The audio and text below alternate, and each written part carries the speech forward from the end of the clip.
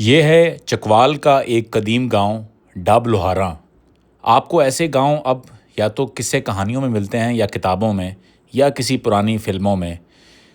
चौधरी शाहजहां ने अपने बुज़ुर्गों की याद में अपने इस गांव में एक डेरा बनाया है जहां पर उन पुरानी तमाम चीज़ों को इकट्ठा किया है जो उसको अपने बुज़ुर्गों, अपने दादा परदादा की याद दिलाती है। इसमें एक खूबसूरत म्यूज़ियम की तर्ज पे इस डेरे को डिज़ाइन किया गया है। ये खूबसूरत डेरा देखने लायक है।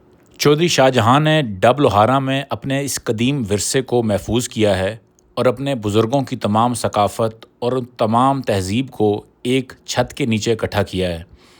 इस हफ़्ते को यानी कि 20 जून को हम एक ट्रिप लेके जा रहे हैं जिसमें हम इस गांव को सेलिब्रेट करेंगे। यहाँ पर मौजूद बन और तालाब पर बुज़ुर्गों से कहानियाँ सुनेंगे और इस तमाम फैसिलिटी को एंजॉय करेंगे। यहाँ हम देसी खाने खाएंगे, देसी लस्सी पिएंगे, इसके अलावा लोकल रेंडी की डिश खाएंगे, यहाँ के लोकल हलवे ट्राई करेंगे और इस खूबसूरत माहौल में एक शाम गुजारेंगे जहाँ पर शाम में हम मुख्तलिफ़ ऐसी सकाफ़ती चीज़ें एंजॉय करेंगे जो आप शायद आपको बहुत ही रेयर मिलती हैं। आइए इस हफ़्ता हमारे साथ जॉइन करें इस खूबसूरत गांव में ताकि आप भी अपने बच्चों को बता सकें कि गांव कैसे होते थे।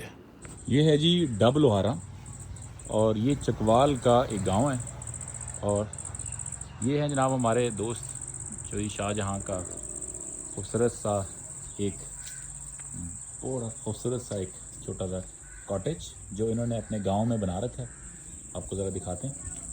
और ये डब लोहारा का ये एक खूबसूरत सा देसी माहौल है। इसका पहले ऊपर देखें, ये देखें तो लिपाई की हुई है खूबसूरत सी, पुरानी कुर्सियाँ, पुराना इसका कल्चर, हर चीज़ को इन्होंने मेंटेन रखा हुआ है और पुराने सारे वो चीज़ें यहाँ पे संभाल के रखी हुई हैं। ये देखें और मंजियाँ, फिर ऊपर लालटेनें लटकाई हुई हैं जी। तो इधर पूरा एक मटके, ये फंक्शनल है सब, टोकरियाँ, ठीक है, चरखे, डोली, ठीक है जी। अंदर देखें तो अंदर बैठने का इंतज़ाम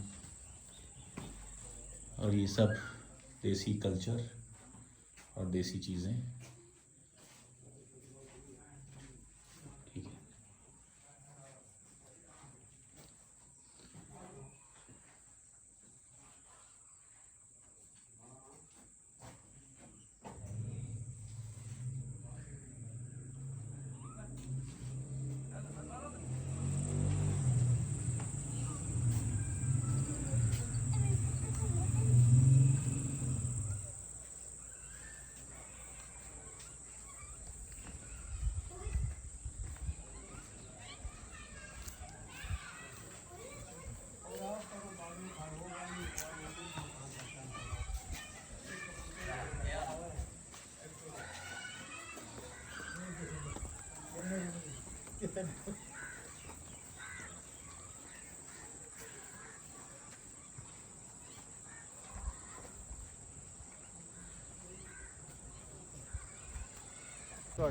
लो जी, ये बड़ा सोहना जिहा ग्रां है ते बड़े सोहने सोहने लोग बैठे ने।